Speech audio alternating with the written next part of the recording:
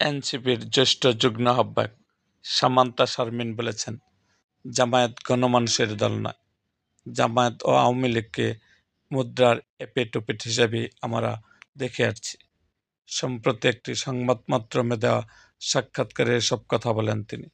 সামান্তা শারমিন বলেন, জামায়াত যদি মনে করে যে তারা ক্ষমতায় এলে গণতন্ত্রের জন্য ভালো হবে, তাহলে তারা ভুল ভাবছে। তিনি বলেন, ইতিপূর্বে ক্ষমতা যাওয়ার জন্য আওয়ামী লীগ জামায়াতকে ব্যবহার করেছে, আর এবার জামায়াত আওয়ামী লীগকে ব্যবহার করছে। জামায়াত ক্ষমতা এলে আওয়ামী লীগ ফিরে আসার সম্ভাবনা তৈরি হবে।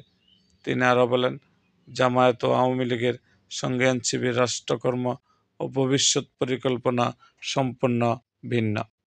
এরকম আরও ভিডিও পেতে এবং রাজনৈতিক অঙ্গনের নানা ঘটনা ও ইতিহাস জানতে আমাদের মুক্তাগাছার ইতিহাস মিডিয়া ইউটিউব চ্যানেলটিকে সাবস্ক্রাইব করুন এবং পাশে থাকা বেল আইকনটি বাজিয়ে দিন।